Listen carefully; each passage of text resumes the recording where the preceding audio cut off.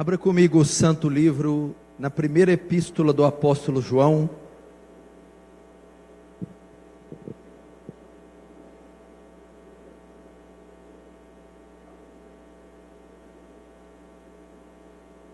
Se você pegar Apocalipse e voltar, é mais rápido. Apocalipse, Judas, terceira, segunda, primeira epístola do apóstolo João, no capítulo 4.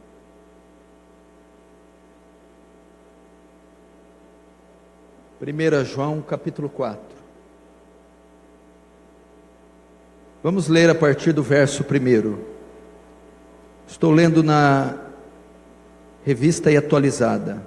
Amados, não deis crédito, ou não creiais a qualquer espírito. Antes, provai os espíritos se procedem de Deus, porque muitos falsos profetas têm saído pelo mundo fora. Nisto reconheceis o Espírito de Deus. Todo espírito que confessa que Jesus Cristo vem em carne é de Deus, e todo espírito que não confessa Jesus não procede de Deus. Pelo contrário, este é o espírito do anticristo, a respeito do qual tendes ouvido, que vem, e presentemente já está no mundo.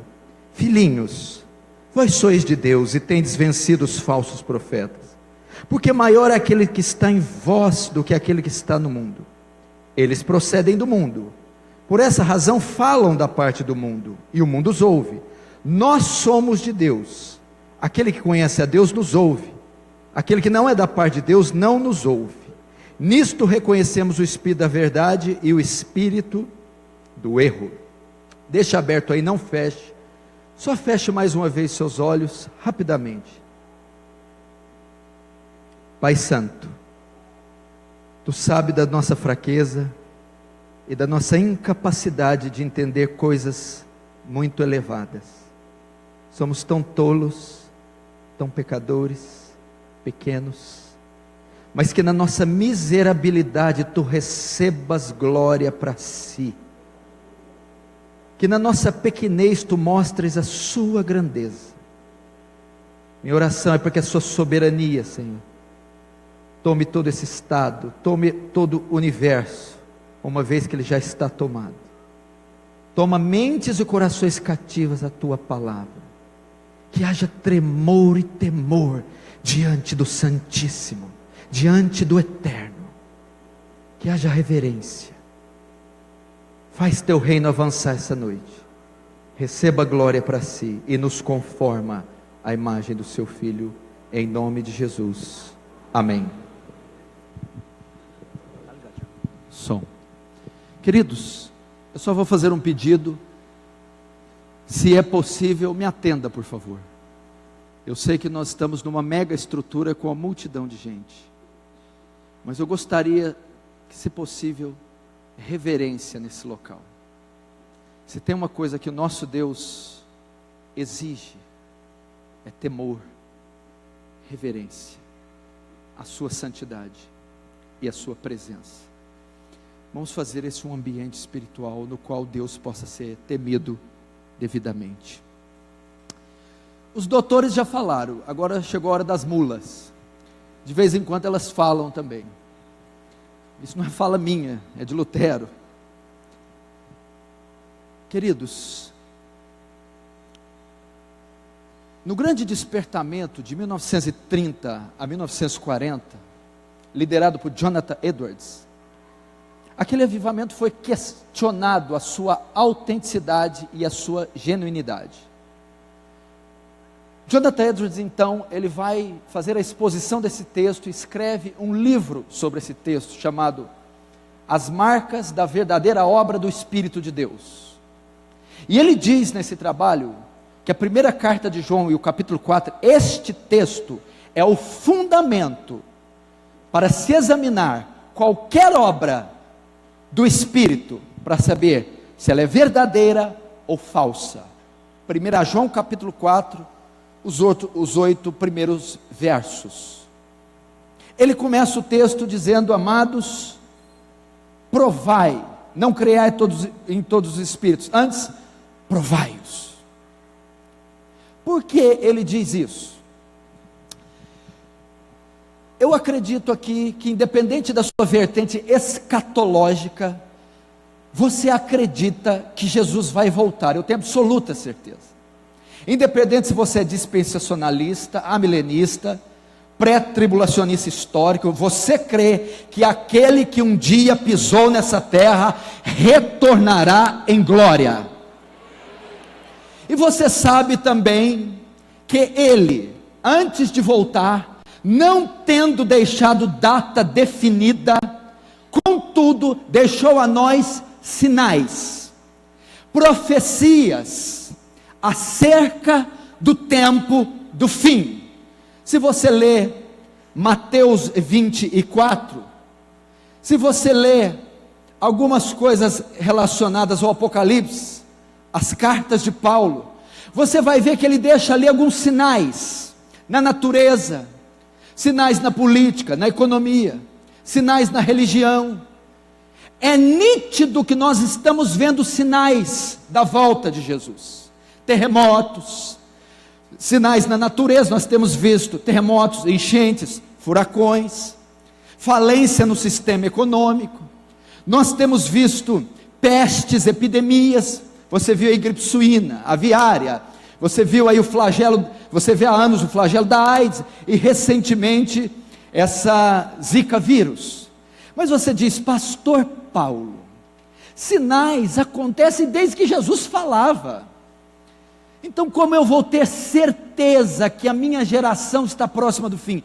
À medida que o fim se aproxima, esses sinais iriam se intensificar. Quando eu era garoto, eu vi um grande terremoto a cada 10 anos. Hoje praticamente a cada um mês, quando a mídia resolve divulgar. Nós estamos no fim. É salutar para a igreja esperar o retorno de Jesus. Ele disse então sinais na natureza, epidemias, ele disse sinais na economia, sinais que evidenciariam o fim. Então eu acredito que você também crê que estamos no fim. Agora note, o fim não pode acontecer sem que as profecias se cumpram. Ele disse que haveria um cenário que marcaria, um cenário, a terra funcionaria como um embaixador, e anunciaria, e bradaria a volta do seu Redentor, do seu Criador. Então ele não pode vir sem que aconteçam os seus vaticínios, sem que suas promessas se cumpram, e as suas profecias acerca do fim se cumpram. Todavia, só são essas profecias? Só são as profecias de caráter natural? Só são profecias explicitamente vistas? Existe uma outra profecia que marcaria o fim, e ela seria tão contundente, tão veraz como as demais. Ela está em Mateus 24, 10, 11, diz assim: nesse tempo, que tempo? O fim. Muitos serão escandalizados, trair-se-ão uns aos outros, e uns aos outros se odiarão, e surgirão muitos falsos profetas, e enganarão a muitos. Eu estou aqui para dizer, querido, que você tem visto a igreja evangélica brasileira experimentar um crescimento explosivo, um inchaço incontrolável. Eu estive numa cidade que existe igrejas evangélicas a cada 200 metros, você encontra um templo evangélico, é um polo evangélico. O Brasil hoje é um dos países a qual o movimento evangélico está em mais evidência no mundo. É um dos países que mais realiza seminários, é um dos países que mais realiza conferências, é um dos países que mais se planta igreja, é um dos países que mais se comercializa a fé. Para os gringos, para os estrangeiros, algo está acontecendo no Brasil, se bom ou mal, isso não vem ao caso, algo está acontecendo. Teve um grande apóstolo aí, que só da denominação dele plantou 1.100 igrejas em um ano. 1.100 igrejas. é um crescimento expansivo. Tem alcançado as TVs abertas, tem alcançado o Senado, o parlamento e todas as camadas da sociedade. O crescimento é devastador. Depois vou te apresentar alguns números. Agora eu vou te fazer uma pergunta: será que esse crescimento é saudável?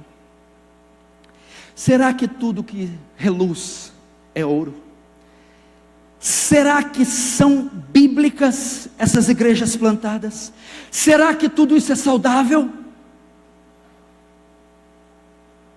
A palavra de Deus diz que o fim seria marcado por isso. Você se lembra de Paulo aos Tessalonicenses? Não se engane, não será assim antes que venha a apostasia e se manifeste o homem do pecado. O fim seria marcado por uma coisa um pouco estranha. O fim seria marcado por 2 Timóteo 4:1-4, conjuro-te diante de Deus e do Senhor Jesus Cristo, que há de julgar os vivos e os mortos, que pregues e inste tempo e fora de tempo, porque virá o tempo. Opa, que tempo? O fim, ou a convergência do fim, que não suportarão a sã doutrina, mas tendo comichão no ouvido, amontoarão para si doutores, segundo, conforme suas concupiscências. 2 Pedro 2:1, e também houve entre o povo falsos profetas, passado, Antigo Testamento, houve, como entre vós haverá, olha a profecia de Pedro, futuro. O que haverá? Falsos profetas, que introduzirão encobertamente heresias de perdição, e negarão o Senhor que os resgatou. A Bíblia então, querido, a Bíblia sinaliza, presta atenção, e eu vou te, com o desdobrar da mensagem, dizer, por que eu escolhi esse tema? A Bíblia diz então que marca do fim seria o inchaço doentio, seria caracterizado por uma explosão de engano religioso, ensino falso, falsa teologia, falsos apóstolos, falsos mestres, falsos profetas, falsas conversões, falsa fé e falsas igrejas. E o crescimento seria expressivo e incontrolável. E é exatamente isso que está acontecendo na nação brasileira. É exatamente isso. O ano nem começou. Você já acompanhou o que está acontecendo envolvendo as grandes igrejas e os seus grandes líderes? É vergonhoso. Você está vendo o que circunda essas denominações, esse povo, os milhões envolvidos, as negociatas, as barganhas, as cifras exorbitantes, as massas que vão após eles. Enquanto isso, enquanto essa profecia segue o curso natural, onde estaria a igreja do Deus vivo? Aquela, a pura, a verdadeira, a genuína, a noiva do Cordeiro. Ela estaria aqui, porque ela está aqui. A igreja de Cristo está aqui. Sabendo disso, faz-se necessário então preparar a igreja para lidar com o engano religioso. Faz-se necessário então preveni-la, prepará-la, capacitá-la. Essa palavra é um chamado ao discernimento. Um chamado ao discernimento, para que você não seja enganado, para que você não seja seduzido por essa serpente que está rastejando em nossas vinhas brasileiras.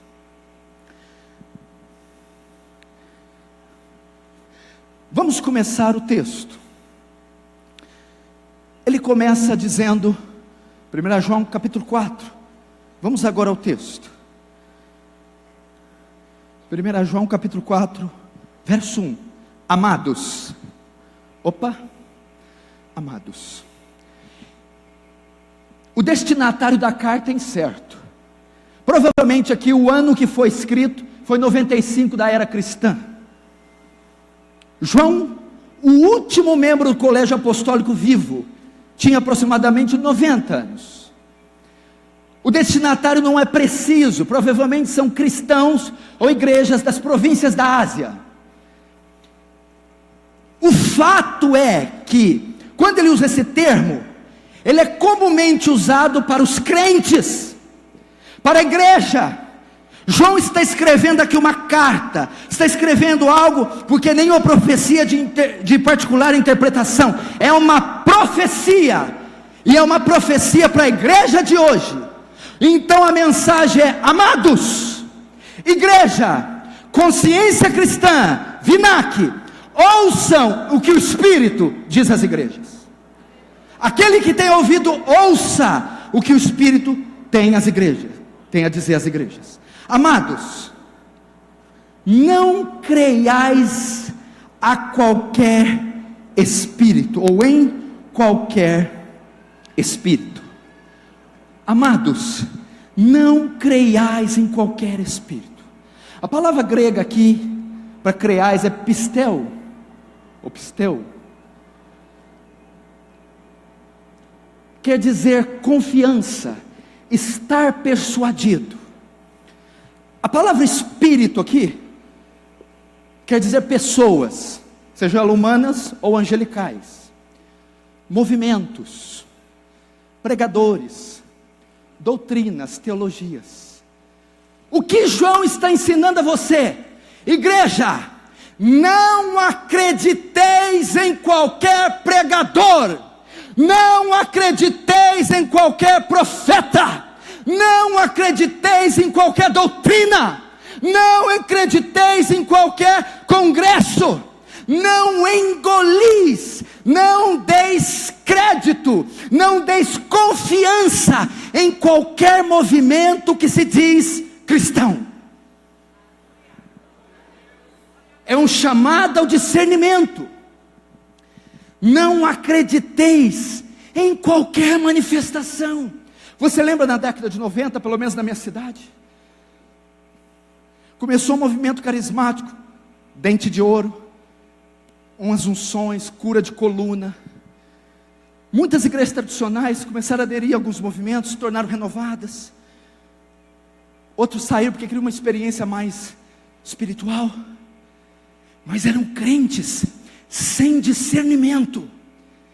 E a qualquer foco de um mover, uma unção derramada na igreja, um pregador de fora que adivinha RG, uma doutrina nova, eles iam correndo para receber a novidade. Estão curando ali no bairro tal, estão revelando no bairro tal, estão ensinando uma teologia diferente, uma teologia moderna, e uma teologia versada.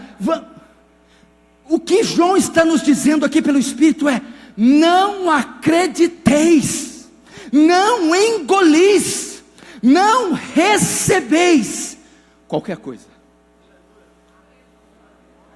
Efésios 4,14, presta atenção, a descrição de boa parte da igreja brasileira. Para que não sejais mais meninos, inconstantes, levados em roda por todo vento de doutrina, pelo engano dos homens que com astúcia enganam fraudulentamente. Quanto tempo a igreja de Cristo foi menina.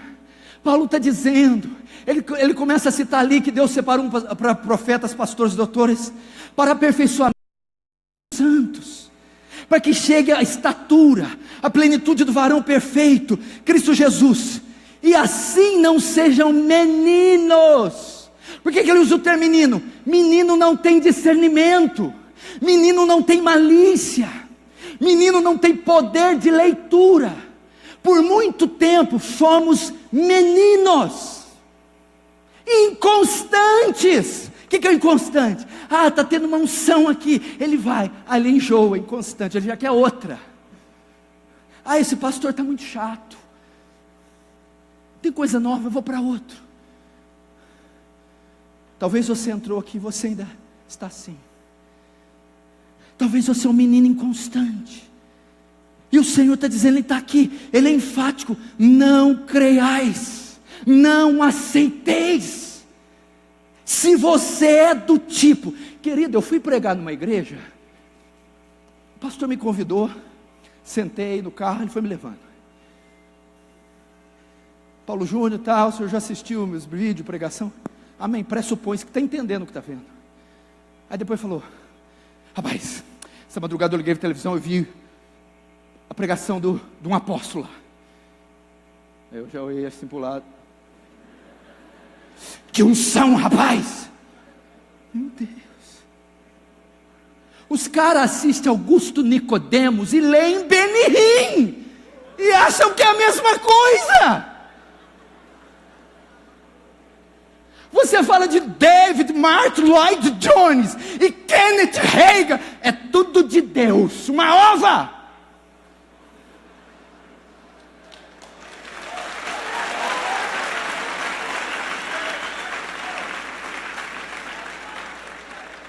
Esses nominhos posso soltar, né? Porque já virou carne de vaca, né? Isso aí posso soltar. Isso aí não está, isso aí já nasceu para não abater, esses aí. Você está entendendo? Não creais. Antes, vamos continuar. Antes, ao invés disso, antes, provai. Provai os espíritos. O que é provai? Do grego, dokimazo. Essa palavra aqui era usada na metalúrgica para testar a genuinidade, a pureza do metal. O Senhor está dizendo assim: ao invés de aceitar qualquer pregador, ao invés de engolir qualquer movimento, ao invés de abrir o coração para qualquer conferência, antes prove-a, teste-a, examine-a. O Senhor está ensinando você, desafiando você a usar o seu discernimento.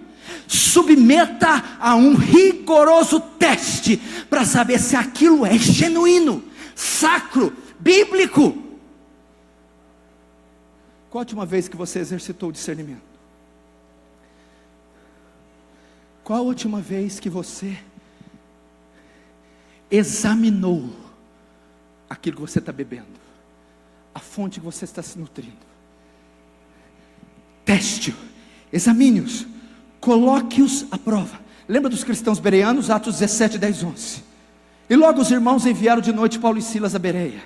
E eles, chegando lá, foram à sinagoga dos judeus. Ora, estes foram mais nobres dos que estavam em Tessalônica. Por que foram mais nobres? Nobreza.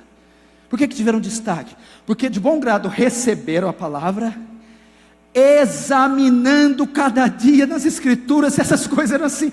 Gente, vocês não estão entendendo. Os bereanos estavam submetendo a um exame. Sabe quem é? O apóstolo Paulo, a pregação de Paulo, o ensino de Paulo. Quanto mais isso que nós temos comido na TV, isso que está na porta e na esquina da nossa casa. Se homens daquele nível foram submetidos a exame, a teste, a uma conferência rigorosa com o Antigo Testamento, quanto mais essas aberrações que estão na nossa porta, que vêm no nosso meio. Teste-os, examine-os, para saber se são genuínos. Judas fala sobre discernimento. Paulo escreve sobre ter discernimento. Daniel fala sobre ter discernimento. O crente é chamado a elevar o seu discernimento e a ele provar os espíritos. Como eu testo? Como eu faço o teste? Vamos lá. Ou melhor, por que temos que fazer o teste? Por que não devemos crer em qualquer espírito e ao invés disso prová-los? Vamos lá. Porque muitos falsos, verso 1 ainda, porque muitos falsos profetas tem saído pelo mundo afora. É como se João se trouxesse para o nosso tempo. Ele está vendo a nossa geração, ele está vendo, ele está assistindo a nossa TV, ele está vendo o que está sendo vendido, pregado, ensinado. Ele está dizendo: prove-os, teste-os, porque vocês vão se encontrar com uma enormidade tão grande de heresia, com uma infestação tão grande de engano. Vocês vão andar como em um campo minado. Qualquer qualquer passo em falso pode ser fatal, é ruína. Ele está ensinando aos crentes não ser negligentes. Haveria um crescimento estrondoso. Veja só se ele disse isso naquele tempo: porque muitos falsos profetas têm se levantado. Já na época de João, o primeiro século começou com uma seita terrível, com uma heresia, o gnosticismo. Isso foi um câncer, foi um grande oponente contra a igreja. E hoje? Fichinha. O gnosticismo era coisa de criança para os dias de hoje. Muitos falsos profetas têm saído no nosso meio. Deixa eu ver se eu acho aqui a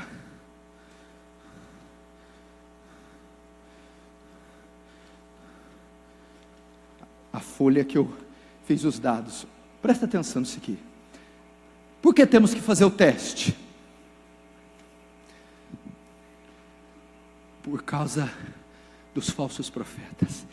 E eles estão camuflados, vestidos como pele de lobo, no meio do povo de Deus. Eles estão aí travestidos de ministros de justiça, mas trabalham para Belial. Segundo o último censo, existem hoje 42 milhões e 300 mil evangélicos, segundo o último censo. O jornal Correio Brasiliense estima que foram abertas 14 mil igrejas evangélicas só no ano de 2013. A média foi de 12 igrejas novas a cada dia no país. Desse total, apenas 4.400 possuíam CNPJ. Foram 9.600 igrejas abertas irregularmente. No ano de 2014, foram contados 4.500 cantores e bandas evangélicas em atuação no país. 600 rádios registradas no país, fora as inúmeras piratas. 157 gravadoras produzindo material evangélico. E 150 editoras evangélicas, produzindo um total de 3 mil novos livros por ano. As igrejas evangélicas arrecadaram em 2014 a quantia de 60 milhões de reais por dia, e anualmente o total de 21 bilhões de reais em um ano, segundo dados da Receita Federal. Segundo uma reportagem da Isto É, surgiu um censo do IBGE, uma nova categoria de evangélicos, evangélicos não praticantes. Eles são mais de 4 milhões. A projeção é que em 2020 os evangélicos sejam mais da metade da população brasileira, segundo dados do CEPAL.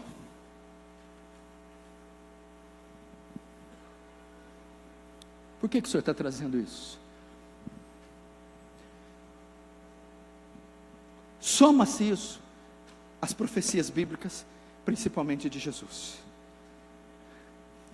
São mensagens, são palavras que vêm para alertar o povo de Deus, que vêm para fazer com que o povo de Deus reflita e amadureça espiritualmente. Por que devemos testá-los? Porque muitos falsos profetas têm saído pelo mundo. Agora, como se faz esse teste? Você está perguntando. Talvez eu estou comendo dessas cisternas rotas. Talvez eu estou como os profetas em Gilgal, morte na panela. Parecia ser bom, mas tinham veneno. E por que comeram as coloquíntidas? Porque não as conheciam. A falta de discernimento faz com que o povo engula morte, engula veneno. Se tem uma coisa que destrói, a Enéas Carneiro do Prona, ele dizia algo interessante. A ignorância aprisiona, o conhecimento liberta. Só estava parafraseando João 8,32. A ignorância tem um poder terrível. Esse último partido deixou o quê? A nação inteira indefesa, porque privou ela de conhecimento. Logo, ela não podia se defender. A igreja evangélica é a mesma coisa. São milhões de templos que não é um ensino decente. Então há milhões de cristãos ou de pessoas fiéis que não podem se defender, porque não têm conhecimento. Como fazemos o teste? Verso 2: nisto reconheceis o Espírito de Deus. Tá, vamos lá, como? Todo espírito que confessa que Jesus Cristo veio em carne é de Deus, e todo espírito que não confessa Jesus não procede de Deus. Pelo contrário, esse é o espírito do anticristo, a respeito do qual tendes ouvido, que vem e presentemente já está no mundo. Até aí, vamos lá. Nisto conhecereis que a obra é de Deus, que o profeta, o pregador, a unção, o mover, a conferência, todo aquele que fala pelo Espírito de Deus, todo aquele que se diz ser de Deus, todo espírito que confessa a humanidade de Jesus, que Jesus vem em carne, é de Deus. E todo espírito que nega que Jesus vem em carne, a humanidade, não é de Deus.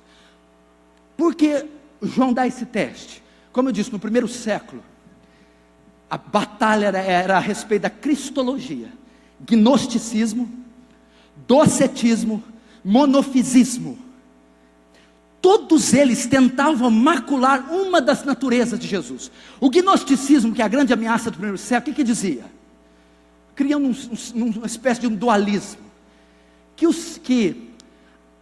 o espírito é bom, mas a matéria em si mesma é má. Tudo que é material é ruim. Logo, se Jesus é Deus, Ele não pode ter corpo humano, Ele não pode ser humano, porque a matéria é má. E negar a humanidade de Jesus é uma aberração teológica, uma blasfêmia e uma heresia. Por quê? Porque sem a humanidade de Cristo não haveria expiação, não haveria substituição, não haveria imputação da justiça. Era impossível sermos salvos, não haveria nem sequer ressurreição. Isso foi resolvido aonde? Em Calcedônia, século V. A união hipostática. O que é isso? As duas naturezas de Jesus, humana e divina, 100% humana e divina, coexistem juntas, sem se misturar. União hipostática. A guerra na cristologia foi vencida. Então, quando você for falar com o testemunho de Jeová, com os adeptos do arcanjo Miguel, ele é 100% homem e 100% Deus. As naturezas humanas e divinas coexistem juntas, sem se misturar. Quer isso na Bíblia? Quando os discípulos estão no mar e a tempestade vem, Jesus está tão cansado que está dormindo. Humano: mestre, mestre, não te dá que pereçamos? Ele levanta e repreende a tempestade. Divino, humano e divino, na mesma pessoa, no mesmo tempo, no mesmo episódio.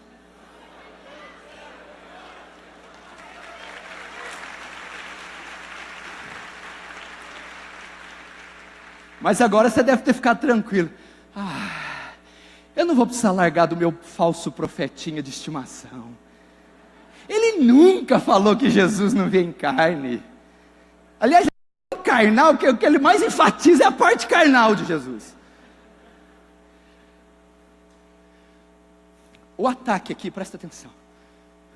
Toda obra que se diz do Espírito e não exalta a pessoa bendita de Jesus, não é de Deus. Por exemplo, teve um livro que foi escrito aí, Good Morning Holy Spirit.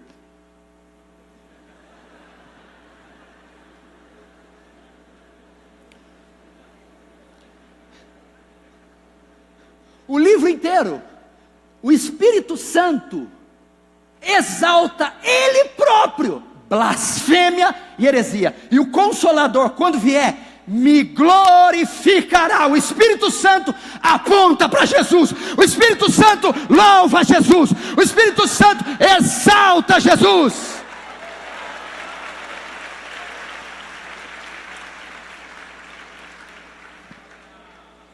Toda obra que coloca a glória no pregador, heresia. A glória na igreja, venha para essa igreja resolver os problemas, heresia. Porque se tocar no meu manto ensanguentado, além de pegar doenças transmissíveis,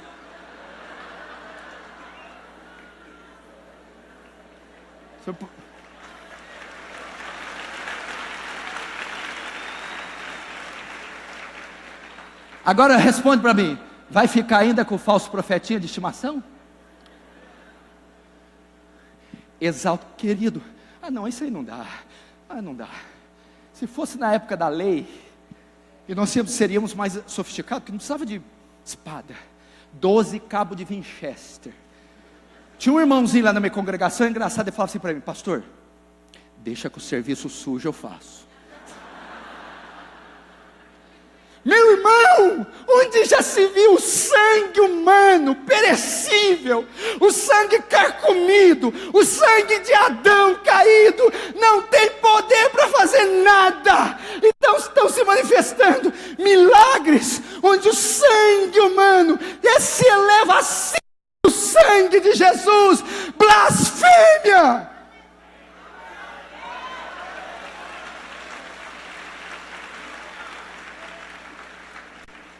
Nisto conheceis todo espírito, pastor, pregador, movimento, livro, que não exalta a pessoa bendita de Cristo, que fala de Cristo, que fala do Espírito ou do Pai, que fala do pastor da igreja, em detrimento do Filho, não é de Deus, não é de Deus. Tem algumas seitas que falam que Jesus é o irmão mais velho de Lúcifer, heresia. Outras seitas dizem que Cristo é o arcanjo Miguel, heresia. Outros dizem que Jesus não é nem humano nem divino, é um terceiro, é uma mistura. Pegou os dois, bateu, saiu Jesus. Heresia. Segundo teste, para não ficar só aí. A humanidade de Jesus é uma verdade bíblica, irrefutável, inerrante, inspirada, divina, irrevogável. João capítulo 1. No princípio era o verbo eterno. O verbo estava com Deus, é distinto do Pai. O verbo era Deus, é divino. E tudo que foi feito por Ele. O verbo é soberano, é criador. Verso 14, o verbo se fez carne, humano. Ele, quando vier, vos fará lembrar tudo quanto tenho dito. O Espírito Santo, o mover, a unção, a denominação, a doutrina, o livro, a conferência, o que ela faz? O cara prega, escreve, o cara lê, o cara ora, o cara faz tudo o que ele faz, mas a convergência sempre é para a poderosa, infalível, inerrante Escritura, a palavra de Deus. Ou seja, todo movimento que distorce uma verdade clara nas Escrituras, rejeite, não é de Deus. Todo pregador, profeta, todo livro que distorce, que omite, que acrescenta algo à verdade revelada na Escritura, heresia. Nisto você saberá. Sabe o que eu acho engraçado? Eu acompanho esses falsos profetas faz umas décadas. Eu nunca vi eles pregar um sermão. Eu nunca vi um. Fala alguém, levanta quem viu, me conta. E quando pregam, se é que pregam, eu nunca vi uma interpretação conexa, cabível. Não pode ser de Deus. Tem outros 3 testes, rapidinho, que você tem que fazer, para saber. Pastor, eu sigo fulano, inclusive eu sou até parceiro missionário dele. E na Vinac nada, né? Deus te... Não, deixa para lá. Deus te abençoe. 3 testes, para saber se esse mover, se pastor é bíblico ou não. Primeiro, tem que ter respaldo das Escrituras. Segundo, respaldo em 2000 anos de história da igreja. Terceiro, respaldo nos crentes contemporâneos saudáveis. Todo pregador que você ouvir, livro que você lê, todo espírito, submeta a ele as Escrituras. As Escrituras apoiam aquela pregação, apoiam esse livro, apoiam essa manifestação, a interpretação correta apoia esse profeta. Escritura. Segundo, você pode dizer para mim, pastor, até que tem base bíblica, agora como é que eu vou garantir que a interpretação é correta? Vamos para o segundo ponto. Paulo interpretou sim aquele texto do Antigo Testamento, como o pastor Davi mencionou. Ele tem interpretação lúcida, clara. Os apóstolos interpretaram assim. Agora vamos para a patrística. Tertuliano, Policarpo, Agostinho interpretou assim. Vamos reformadores, Lutero, Zwinglio, Calvino, Bullinger, interpretaram assim. Pós-reformadores, os puritanos, John Owen, Richard Baxter, Cotton Mather, Thomas Watson, interpretaram assim. Vamos um pouquinho depois, Spurgeon interpretou assim. Jonathan Edwards interpretou essa passagem assim. Martin Lloyd Jones interpretou essa passagem assim. Você tem 2000 anos de história da igreja para comparar se aquela interpretação daquele texto, aquela manifestação, tem respaldo em 2000 anos que a Bíblia vem sendo interpretada. Eles concordam? Concordam. É bíblico. Não, ninguém deles concorda. Ou esse cara é um super profeta, ou ele é um herege. Eu acredito que ele é um herege. Terceiro, compare a interpretação com crentes contemporâneos saudáveis. Mark Denver interpreta assim. John MacArthur interpreta assim. Paul Washer interpreta assim. Augusto Nicodemos interpreta assim. Hernandes Dias Lopes interpreta assim. Mauro Meister interpreta assim. Você tem que comparar com as igrejas e pastores saudáveis contemporâneos. Você já viu que engraçado? Esse falso profeta faz coisa que só eles fazem, mas ninguém, nem os outros colegas falsos deles, só eles.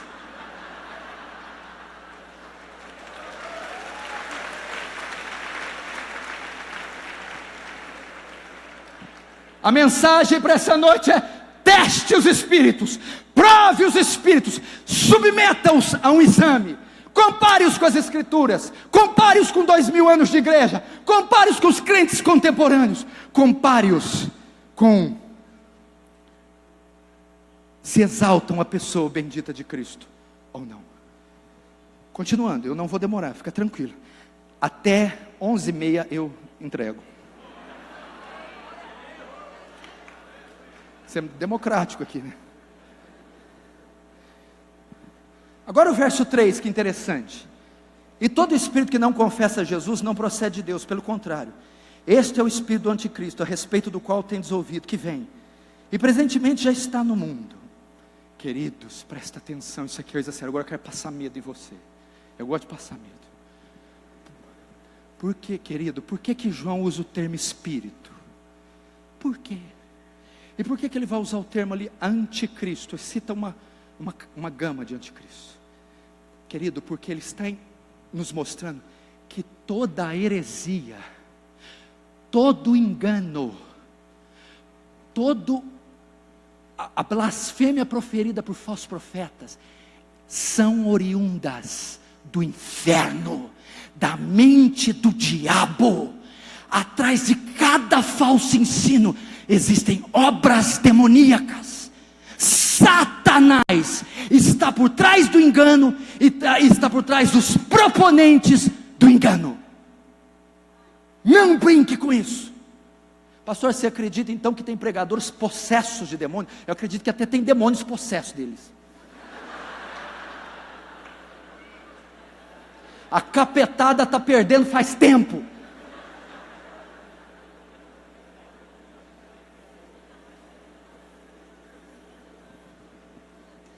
Aí ele vai dizer assim, ó: pelo contrário, é o espírito de anticristo, a respeito do qual tendes ouvido, e vem, e presentemente já está no mundo. Opa, ele fala que está no mundo o anticristo e vem.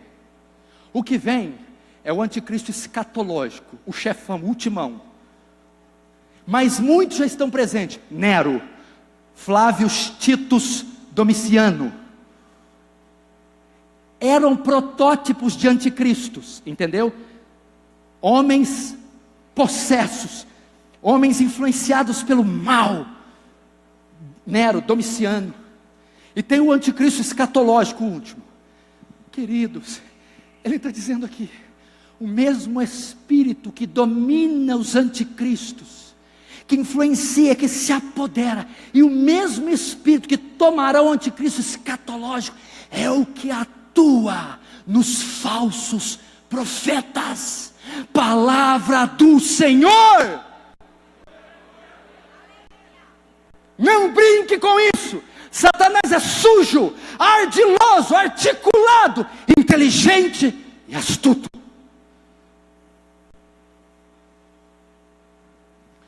Ele que está por trás disso. Porque quando a gente fala de diabo, você tem a impressão de João bobo. Você dá bicuda, ele volta.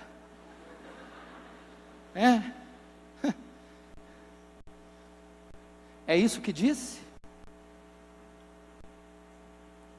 É isso que disse? Certamente morrereis. É certo que não morrerás. Deus dá uma palavra, a serpente vai lá e distorce a palavra. Quem criou aquela heresia? O diabo, que estava sob o domínio da serpente. Ele distorceu uma ordem clara de Jesus dada. É isso que ele faz. E olha como ele foi sutil. É verdade que Deus não quer que vocês desfrutem de todas as maravilhas do jardim? É verdade que Ele não quer a felicidade de vocês? A mulher babou e tomou do fruto. Caiu no engano, na distorção maquiavélica. E, querido, o diabo orquestra. É uma mesa de xadrez. Ele é inteligente, sagaz. Cuidado com ele. Sobretudo, querida, a palavra não é só lúgubre. O cara fica trazendo esses pregadores lúgubres. Vai procurar no dicionário o que é isso. Há uma palavra de esperança para a igreja aqui. Há uma palavra positiva para nós. Acompanhe comigo o verso 4, eu estou indo para o final. Filhinhos, vós sois de Deus, e tendes vencido os falsos profetas, porque maior é aquele que está em vós do que aquele que está no mundo. Filhinhos, outro termo usado para crente. Filhinhos, vós já tendes vencido os falsos profetas. Sabe o que João está dizendo? Que é impossível que o verdadeiro crente, que a verdadeira igreja, que o verdadeiro salvo seja enganado pelos falsos profetas. É impossível.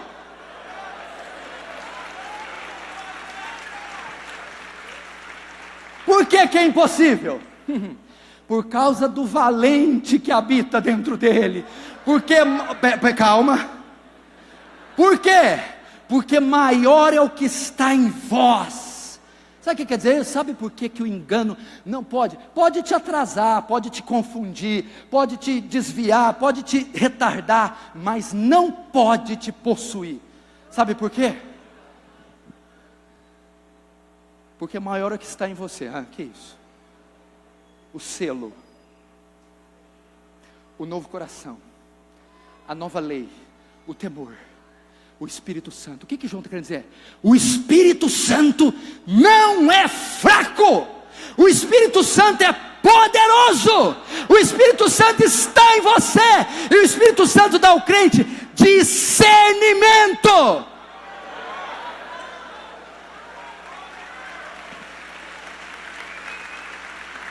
O que quer dizer isso? Olha que coisa boa, Elder. É assim, crente verdadeiro, Ele tem o Espírito Santo, recebeu um novo coração, uma nova natureza, a mente de Cristo. Ele está participando de uma conferência, vendo a pregação de um pastor. Ele pode não conhecer, ele nunca viu, não sabe nada, mas é falso. Ele está vendo ali o mover, o trem, o chupa balachita, e o trem vai.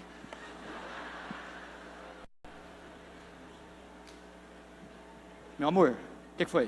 Meu amor, eu não conheço isso aí não. Eu nunca vi isso aí não, sei. Meu amor, mas esse negócio está muito estranho. Eu não recebo isso aí não. Eu não abro meu coração para isso não. Por que, meu amor? Porque maior é o que está em você. Porque o Espírito de Deus te dá discernimento. Discernimento. Agora uma parte triste aqui, ó. E eu estou caminhando para o final. Nós vamos ver quem são os falsos profetas, o tema da pregação deles e o público deles. Tudo em 5 minutos. Vamos lá, olha só. Verso 5. Eles procedem do mundo. Eles quem? Os falsos profetas. Olha aqui. Eles procedem do mundo. O que é isso? Todo falso profeta é ímpio. Nunca nasceu de novo, nunca se converteu, nunca foi habitado pelo Espírito Santo. Eles são do mundo, são ímpios, são falsos, não foram regenerados. Segundo, primeiro, quem são ímpios? O tema da pregação deles. Vamos ver o tema. São do mundo.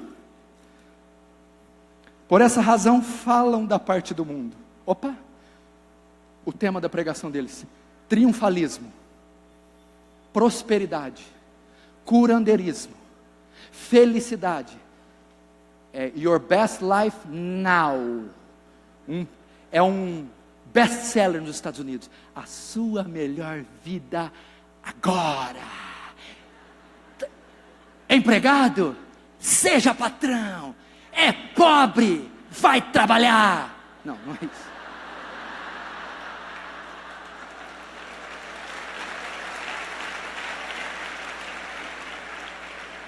E o homem já levantou lá,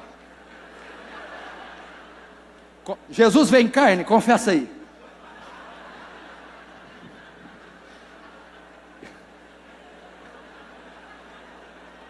Espera aí, gente, espera aí. Depois eles escrevem lá: nunca vi o pastor Paulo rir. Aí, ó.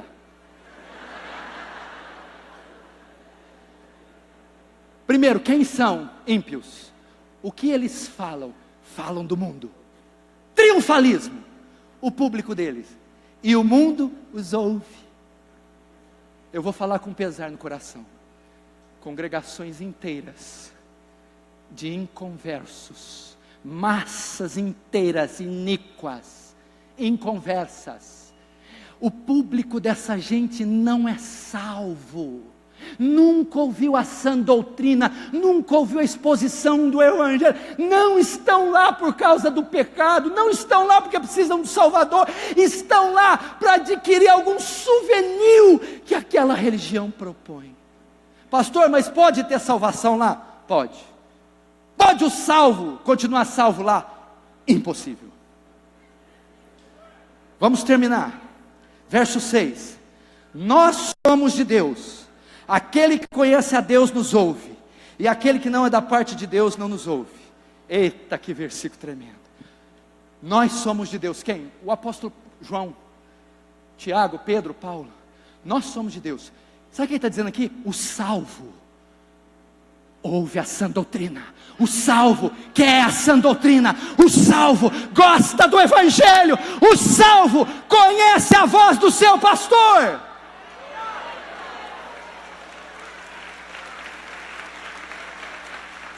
O que você quer dizer com isso?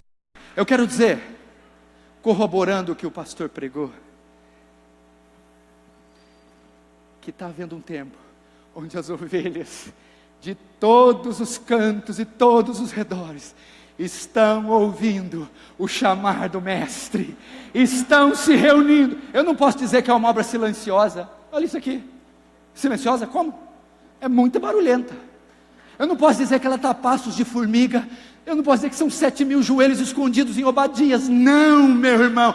As ovelhas estão se despertando. Por quê? Porque a sã doutrina está sendo pregada. Porque o Evangelho está sendo exposto. Porque a palavra de Deus está sendo anunciada. Miguel Nunes, na Conferência Fiel, disse que o YouTube está fazendo para essa geração o que a imprensa fez para a Reforma. Presta atenção. Por que na última eleição o Partido Vermelho foi varrido? Por causa das mídias sociais. Quem detinha o controle eram os canais de TV aberto. As mídias sociais começaram a expor a roubalheira. O povo abriu os olhos. E não é que está acontecendo a mesma coisa com o engano? Os escândalos estão começando a ser expostos. As conduções, as roubalheiras, a falcatrua, a heresia, o engano. E as mídias sociais, além de revelar e expor o engano, estão exportando teologia reformada, doutrina histórica santa, livros, pregadores renomados. E a nação, o mundo está tendo acesso à verdade. E o que está acontecendo? Está acontecendo uma evasão dessas igrejas.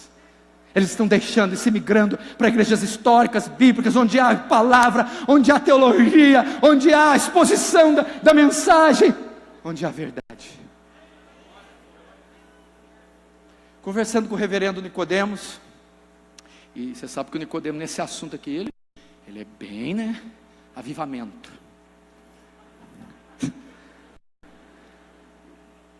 Reverendo, e nós conversando isso aqui tudo. E eu também com medo, porque como é que fala isso? O senhor não vê isso como como o quê? Como o quê? Como avivamento? Sim, eu vejo. Sim, eu vejo. Isso aí são os lastros, os alicerces, os fundamentos sendo postos para um grande e poderoso edifício que vem aí a ser edificado. Tu és Pedro, sobre esta pedra edificarei a minha igreja, e as portas do inferno não prevalecerão contra ela. Agora acabou no verso último, 6. Não é de Deus não. Nisto conhecemos o espírito da verdade e o espírito do erro. Olha que coisa fácil esse versículo de interpretar. Nisso conhecemos o espírito da verdade e o do erro. Nisto o quê? Como que eu conheço o espírito da verdade e do erro? Pela doutrina. Pela doutrina. E vi uma segunda besta que subia da terra. Ela era vestida como carneiro, mas falava como um dragão. Como você descobre se alguém é herege ou não? De maneira que fazia fogo descer do céu.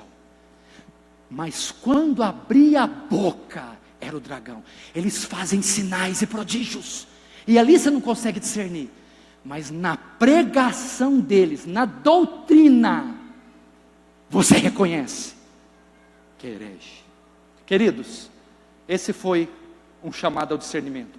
Prove os profetas, prove os pregadores, examine as conferências, examine os livros, examine os programas de TV, examine as unções e os moveres. Deus tenha misericórdia de nós, e que um avivamento venha sacudir essa nação.